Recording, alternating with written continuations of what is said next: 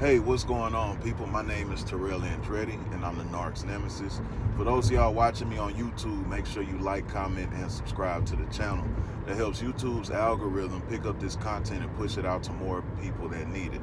Somebody liked it for you, so make sure you like it for somebody. If you need a one-on-one phone session, the link is down below in the video description. If you need to talk, if you need to vent, if you need advice custom-made and tailor-fitted to your situation, make sure y'all book a session. I do all cities, states, countries, and time zones, so do not let that deter you from booking a session.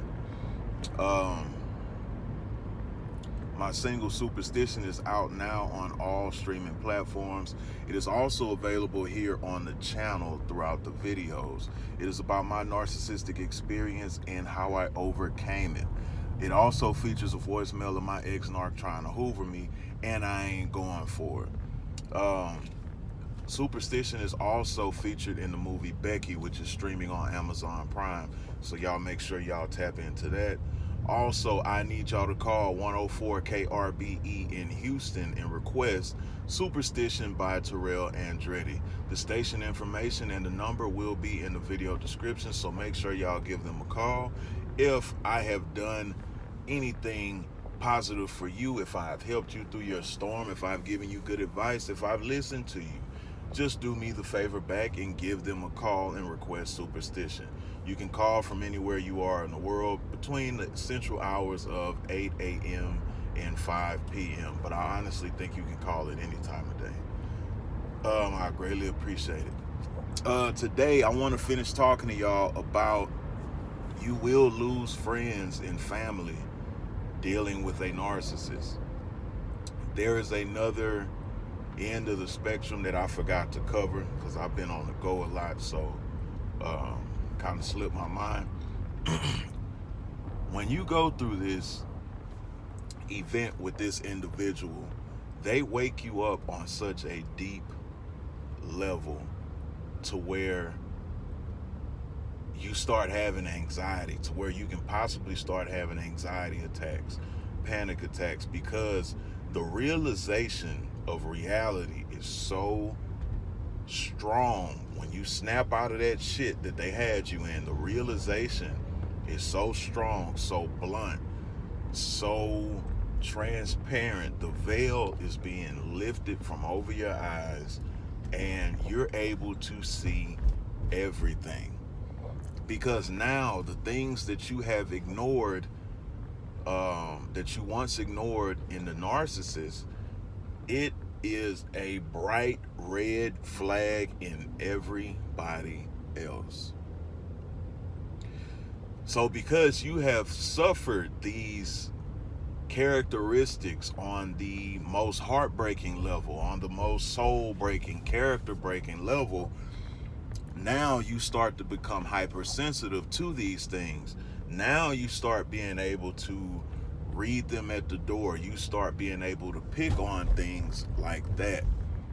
So now when people start, with their bullshit or whatever, you can pick it up a mile away. You can see it a mile away. So in return, I tell people the narcissist has in turn given you superpowers, because now you're able to see through so much bullshit. You're able to see through people's intentions, their lies, their games, their mischief, because of what you've been through with this individual. So a lot of people think that, hey, you went through this for nothing. When did they get their karma? Blah, blah, blah, blah. Let's focus on the gift that you've been given. You've been given the gift of discernment. You've been given the gift of sight. You've been given the gift of observation, because now you become almost a professional at reading people.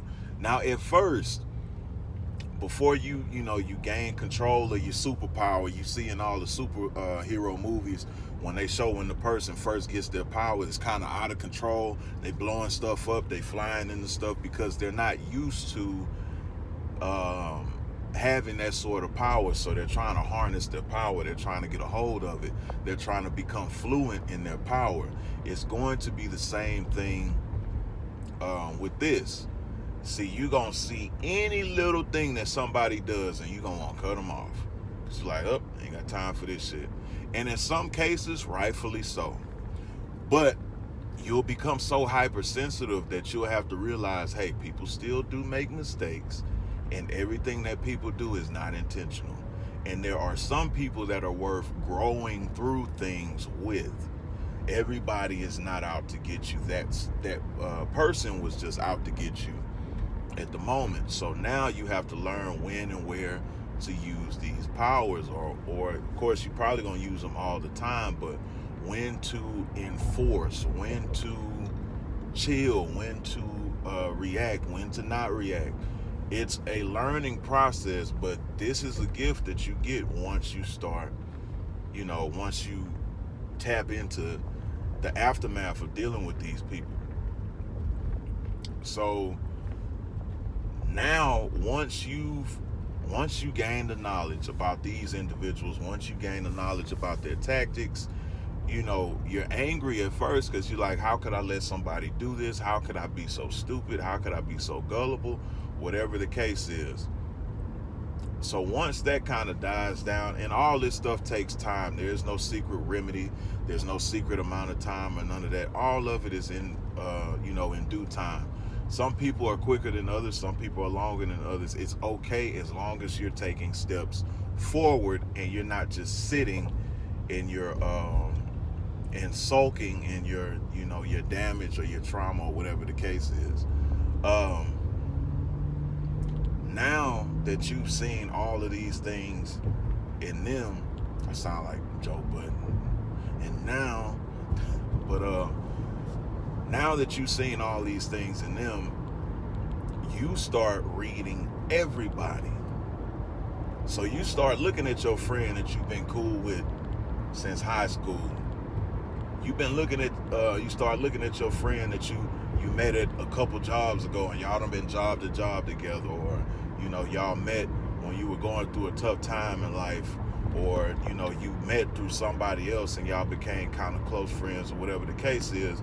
You start seeing shit in them that matches exactly what the narcissist used to do.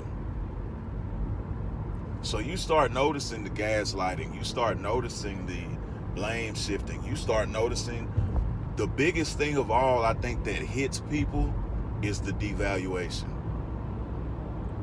I think that's the kicker, the real table turner when it comes to dealing with people in the dynamic that you have with your friends. You start seeing the devaluation. You start seeing the little slick ass comments. You start seeing them not celebrating you. You start seeing them excluding you from opportunities. You start seeing the shade. You start seeing the little sideways shit, the going behind your back, the keeping you out of rooms that are presented for opportunities. You start seeing all this shit. Same thing with family. You start seeing how your family talk about you behind your back. They show this family member love but don't show you love. They show up to this person's events but don't show up to your events. You start seeing all of this shit because your antennas are up and you really you tapped in with the energy.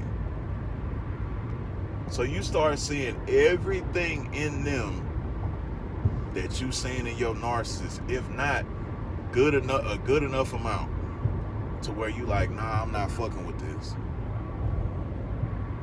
And you ready to cut them off. Don't get me wrong, it is going to hurt at first because you've never had to analyze your relationships in this manner to this degree.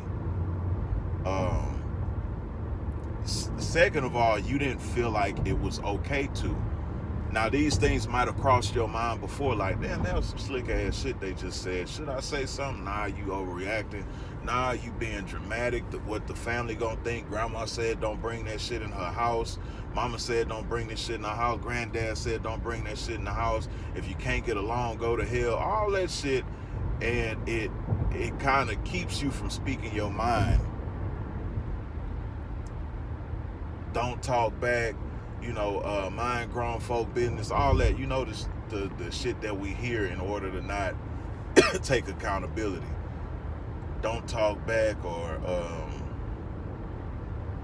don't call me a liar. I know that's a lot of parents' big thing. Well, we weren't allowed to say liar. We had to say told a story, or you a story, or whatever. And it just becomes a tactic for them not to accept accountability for the narcissism that they've put into your life. So you've been tricked to think that it's bad or it's wrong to hold your family accountable or your friends, because any sign of it has not been welcome. Any sign of it has not been warranted. But when you go through this situation, all bets are off. The rules are out the window, because now you operating off of how people are treating you, because now you vow to never be treated a certain kind of way again. And it don't matter who it's coming from. That is what this thing does to you. It awakes boundaries. It awakes your nuts. It awakes your conversation. It awakes your spirit, your manhood, your integrity. It wakes all of this stuff up, because now you've been treated the worst by somebody you really, really care about. So now in your head, I'm not ever letting nobody treat me like nothing again. Y'all got me effed up.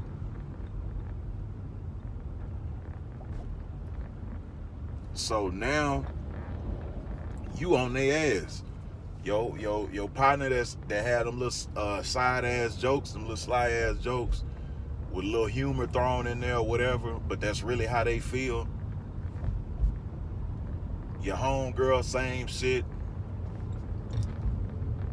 Talking about your weight and how you look in clothes, throwing a little joke in there though to lighten it up. That's really how she feel. Family member, same thing. Oh, you ain't gonna be successful, you ain't gonna be nothing and shit. Wow, you might as well go and get a job and blah, blah, blah, blah. That's really how they feel. But they'll paint it to you as it's a joke.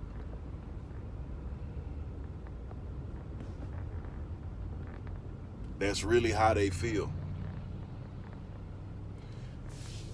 So now you're not taking none of this. Now when they say the little smart jokes, you checking it.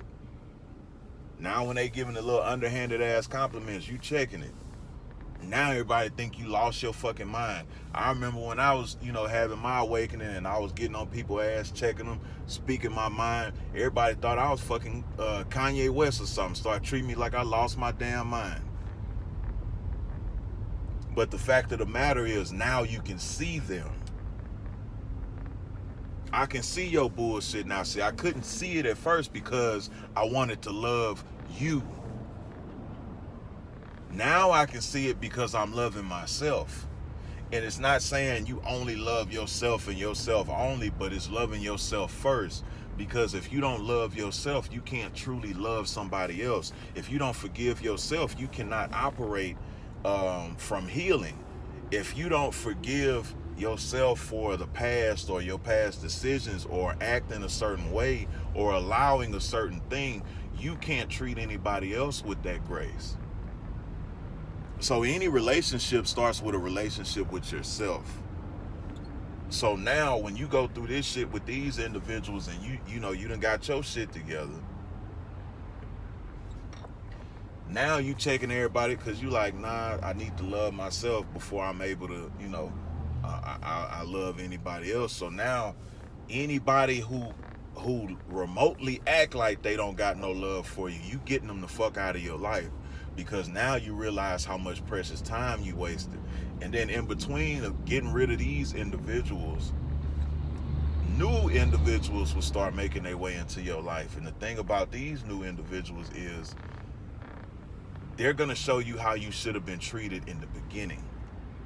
They're going to show you what type of people you should have been had around you. They're going to start showing you what type of people actually are going to pour into you and pour into your cup and not just come to drink. That's big, because we have so many people in our life that we pour into. We go to their house and pour into cups. We go to their events, and we pour into their cups. We let them borrow money, and we're pouring into their cups. We help them out. We give them advice, and we're pouring into their cups. But when it comes time for our refill, they're coming with a cup, but it's not to pour, it's to drink. So now you have the space and the capacity to allow people in your life that's going to treat you how you're supposed to be treated. That's why I say, like, you know, it might hurt losing some people, but it makes way for the people that's really supposed to be there. The only reason it hurts is because the people that are supposed to be there don't look like what it's been looking like your whole life. You might think your mama and daddy's supposed to be there like that. They not. You might think your cousin them supposed to be there like that. They're not. You might think that friend from high school supposed to be there like that. They're not. You might think that first love of yours from high school or from your early 20s or from your late teens or whatever is supposed to be there, but they are not. Because those people are attached to a version of you that no longer exists. So even if you standing right in front of them, they can't even see you. And the sad part about it is they won't be able to see you until they grow. So you can thank the narcissist if you really take this and understand what a gift you have now. You can thank them. And you become less angry. This is why I say healing takes time, because there's levels to this shit. You will thank them because they've given you one of the greatest gifts that you can ever have in this life, and that's the ability to know who belongs and who fucking doesn't. That's the ability to know and be confident in where you're going in life and what your mission is and what your places are, your people are, who your people are. It's the greatest gift of all to have, to be sure. Like, okay, well, I'm going this way. Man, I don't look too good down. I know, but I know this is the way I'm supposed to go. Or I'm finna chase this. I don't know, man. This shit seem hard. Yeah, I know, but I know that's what I want to do. And it blocks out all that negativity and all that other bullshit. But make sure y'all like, comment, and subscribe to the channel. If you need a one-on-one phone session, the link is in the video description. If you need to talk, if you need a vent, if you need advice custom made and tailor fitted to your situation, make sure y'all book a session. I do all cities, states, time zones, and countries, so do not let that deter you from booking a session. Superstition, my single, is out on all streaming platforms, and it is about my narcissistic experience and how I overcame it. It also features a voicemail of my ex-narc trying to hoover me, and I ain't going for it. It is also featured in the movie Becky, now streaming on Amazon Prime, so y'all make sure y'all go check that out as well. Also, I need y'all to call 104 KRBE in Houston and request Superstition by Terrell Andretti. If I have helped you, if I have guided you, if I have coached you, if I have given you any kind of solace, make that call for me as many times as you can a day and request Superstition by Terrell Andretti. It is greatly appreciated. And until next time, another day, another way. And you ain't got to listen, but I know you heard me.